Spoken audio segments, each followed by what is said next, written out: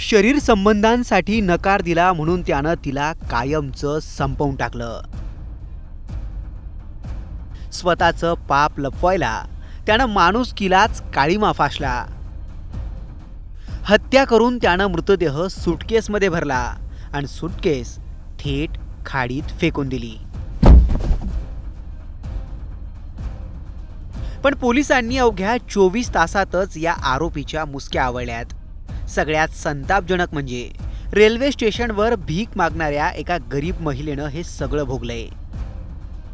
नेमकं हे प्रकरण कधी, कुठे आणि कसं घडलं आणि खरंच फक्त शरीर सुखाच्या मागणीसाठीच या नराधमानं हा खून केला का, की या हत्येमागे अजून काही वेगळं कारण आहे?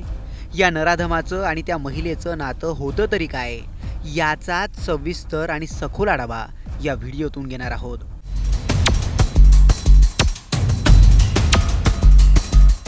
तुमच्या स्क्रीनवर दिसणारा हाच तो नराधम श्रीनिवास विश्वकर्मा असं या आरोपीचं नाव।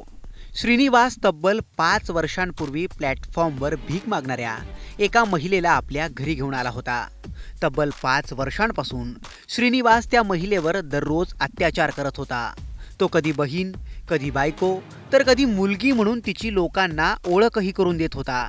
श्रीनिवास तिच्यावर सतत लैंगिक अत्याचार करत होता। ती महिला त्याच्यासाठी केवळ शरीर सुखाचं साधन होती।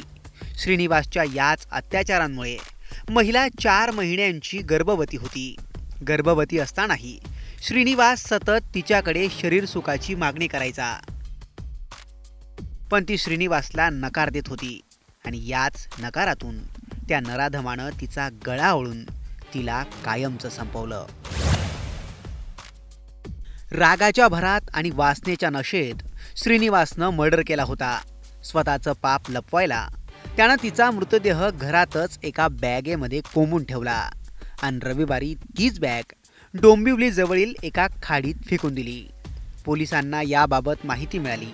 त्यांनी तत्काळ तपासाची चक्र फिरवली आणि त्यातच रात्रीच्या वेळी बॅग घेऊन जाणारा हा नराधम एका CCTVत स्पॉट झाला।